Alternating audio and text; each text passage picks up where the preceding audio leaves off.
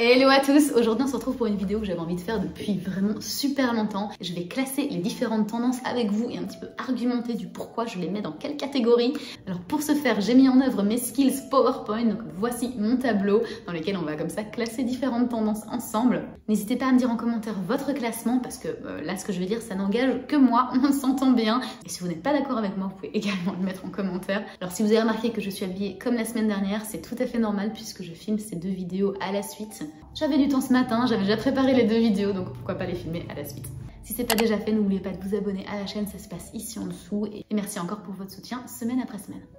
On va maintenant développer 10 tendances ensemble que je vais classer, donc de celles que je préfère à celles que j'aime le moins. Alors au niveau de mon tableau, j'ai inventé 5 catégories. On a tout d'abord le 100% adopté et validé. Ensuite, on a adopté et moins apprécié que prévu. Oui, mais pas mon truc. Essayez puis oubliez et non merci. Pour les thèmes de tendance, je suis simplement retournée voir dans mes vidéos passées, je vous top 10 tendances du printemps, top 10 tendances de l'été et j'ai simplement été dans ces vidéos-là puiser les 10 tendances dont on va parler aujourd'hui. Alors la toute première, ce sont les top transparents / top en transparence. Alors pour ce thème-là, je suis assez partagée. Bon déjà, c'est clairement pas un 100% adopté et validé puisque je ne l'ai pas adopté. Et d'ailleurs, j'étais même très mitigée la dernière fois quand j'en avais parlé parce que j'avais dit que je comprenais pas trop ce qu'on allait mettre en dessous de ces tops en transparence.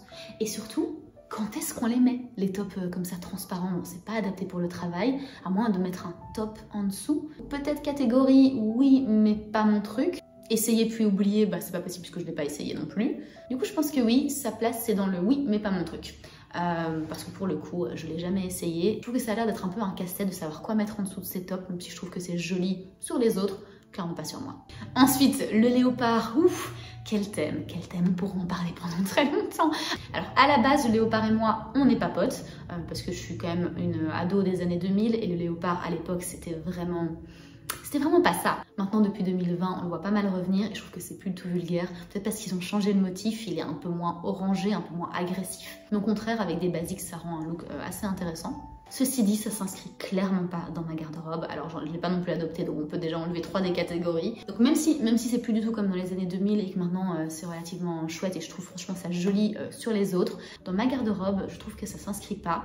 Et avec ma personnalité non plus. J'ai jamais été très motif, c'était pas des trucs du style pied de poule au prince de Galles. Et léopard, j'aime beaucoup moins par exemple que le serpent. Le serpent, j'en ai adopté pas mal dans les années. Je trouve ça très joli. Surtout quand c'était comme ça un peu écaille grise, style serpent. Ça, j'ai vraiment adoré. Mais le léopard, avec la couleur orangée, je suis même pas sûre que ça m'aille tellement bien au teint, c'est peut-être pour ça que ça m'a un peu rebuté, mais je trouve ça super joli sur les autres, du coup je trouve que c'est une mode qui est validée, mais pas sur moi, donc oui, mais pas mon truc. La prochaine tendance à classer, c'est le crochet. Alors là pour le coup je l'ai adopté, donc on a un peu plus de choix, on a la première, la deuxième et l'avant-dernière catégorie. J'ai acheté l'année dernière une robe chez Abercrombie qui était noire avec des lignes blanches. Il y avait une sous-robe satinée et ensuite l'élément de crochet qui venait en transparence sur la jambe, c'était vraiment hyper joli, mais il y a un bémol. Même si à la base le crochet s'est troué et donc ça devrait un peu faire passer l'air, la réalité c'est qu'avec la sous-robe, je trouve que ça a justement gardé la chaleur à l'intérieur et le crochet ça reste quand même de la laine, de la grosse laine. Donc en vrai ça tient quand même un minimum chaud. J'ai eu un peu de mal à mettre cette robe parce qu'à chaque fois que je la mettais, je trouvais que j'avais en fait trop chaud en été. Et clairement c'est une robe d'été et donc de juillet-août, à chaque fois que je la mettais, j'avais beaucoup trop chaud. Et je pense que ça, c'est un truc dont on ne parle pas assez avec le crochet. C'est que mine de rien, ça reste quand même de la laine assez épaisse. Et donc, il y a ce problème. Donc pour moi, la tendance crochet, c'était uniquement en été. Et pour l'été, c'était pas la meilleure des idées. Et la prochaine tendance, ce sont les vestes matelassées d'équitation. Et là j'ai une histoire à vous raconter. Alors, prenez votre petit café, votre petit thé. J'ai des vestes d'équitation depuis, sans déconner, que j'ai un truc comme 17 ans. Et ma première veste comme ça, c'était de chez Zara. Je m'en souviens encore comme si c'était hier. Je l'adorais cette veste, je la mettais tout le temps.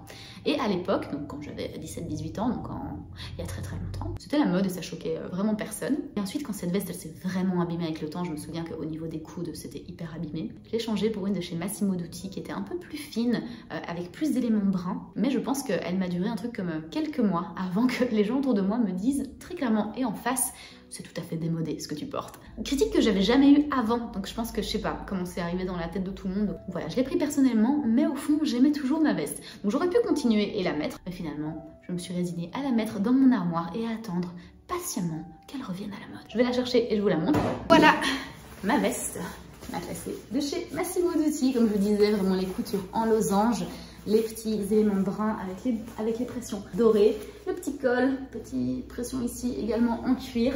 Et voilà, et à l'arrière, Il y a également un petit cordon pour faire effet plus cintré.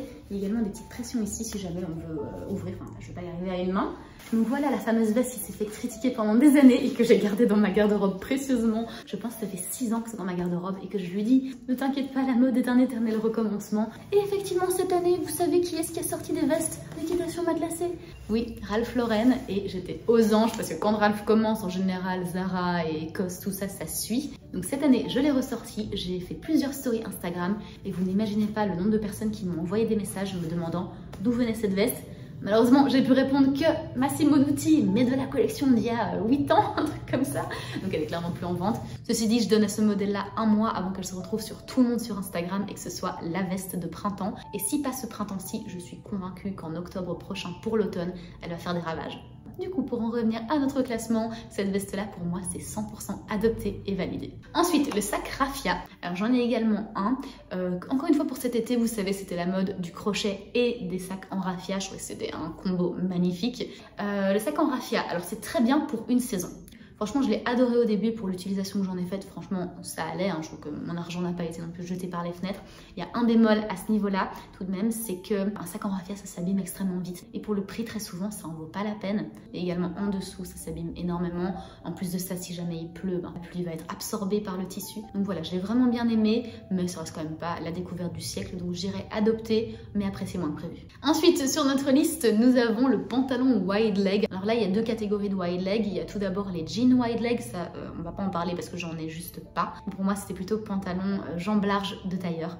Et là pour moi, vous savez, c'est 100% validé, j'adore trop. Ça nous étrique pas, c'est hyper stylé avec un petit t-shirt, que ce soit avec un top cintré pour venir équilibrer la silhouette ou avec un pull qui soit quand même large, ça fait effet baggy de la tête aux pieds et forcément le confort qui vient avec est indéniable. Donc pour moi c'est adopté et 100% validé le pantalon wide leg. Peut-être que vous serez pas d'accord avec moi. La tendance du look écolière. Alors je pense qu'on voit déjà à ma tête, hein, le parti est pris. Voilà, je déteste cette tendance, je trouve que honnêtement elle est à la limite du vulgaire. En réalité je pense qu'on se rend toute compte que ça fait un petit peu manga japonais. Pas les jupes longues hein, que les filles elles portent au Japon, parce que les jupes au Japon elles arrivent aux genoux voire un petit peu au-dessus, mais elles sont pas aussi courtes que celles qu'on voit dans la rue en Europe quand on essaie de répliquer un look un peu écolier. Pareil en Angleterre, les jupes des filles elles arrivent en dessous des genoux et c'est vraiment pas classe avec des chaussures un petit peu mastoc. Franchement il n'y a rien de très joli dans les uniformes des filles en Angleterre, c'est en général 3 tailles au-dessus pour être sûr que quand les enfants grandissent ils pourront continuer à mettre leurs vêtements. J'en ai vu plusieurs dans la rue et même si vous allez me traiter de vieille, je trouve que c'est vulgaire, désolée mais c'est un non pour moi. Un non merci, peut-être même pas le merci, juste le non. La prochaine tendance ce sont les combinaisons. Alors les combinaisons on pourra en parler longtemps parce qu'il y a des catégories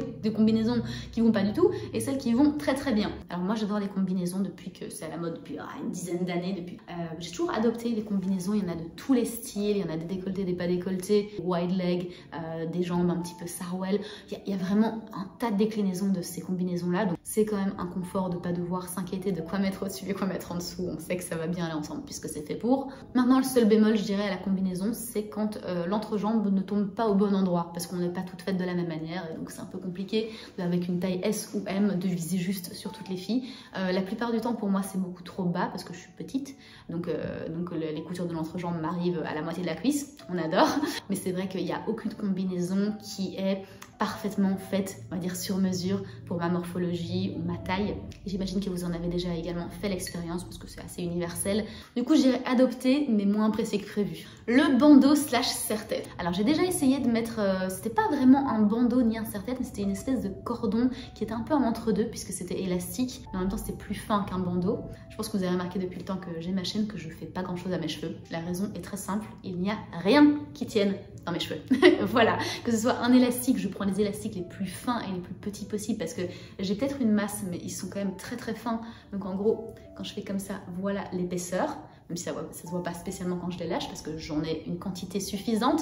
Donc c'est vrai que j'ai tendance à pas trop les attacher. Et pour tout ce qui est pince, eh ben, ça ne tient pas dans mes cheveux. Elle glisse littéralement, je la mets là le matin, elle est là 1 heure après. Ils sont beaucoup trop lisses et fins. Là, je les lisse pas, hein. C'est mes cheveux naturels, ils ont vraiment aucune forme. Honnêtement, c'est pas pour me déplaire quand je vois le temps que certaines passent dans la salle de bain.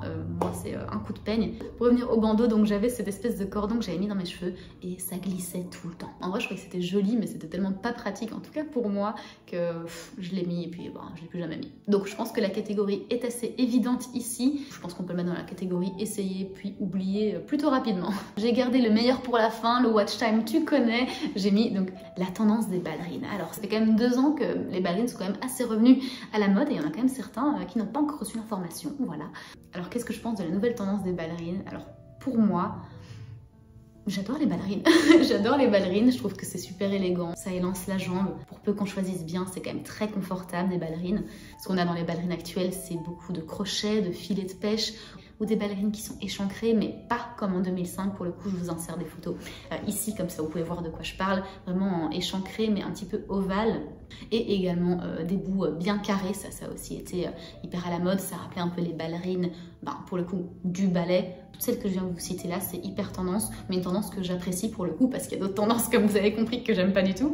Un magasin que j'aimerais trop acheter mes prochaines ballerines, si possible, parce que c'est un budget, ce serait Repetto. C'est une marque française pour le coup, même si c'est un nom italien. Si je m'en achète un jour, très clairement, j'irai en magasin parce que j'ai envie d'avoir l'expérience justement dans la boutique. Bref, tout ça pour dire que les ballerines, pour moi, c'est adopté et validé. J'ai celles de chez Cézanne qu'ils appellent les souliers, mais bon, d'aspect ce sont des ballerines, c'est peut-être un peu plus lourd que des ballerines et elles sont en cuir tressé. Et j'en ai également des noires à bout tendance carré, pas totalement carré, mais vraiment à tendance carré, et qui remontent un peu plus sur les pieds que les ballerines traditionnelles de 2005. J'espère que vous avez apprécié, c'était un petit peu différent le setup, comme ça avec mon petit PowerPoint. J'attends impatiemment en commentaire votre classement, donc on se revoit très vite pour une prochaine vidéo. Prenez soin de vous.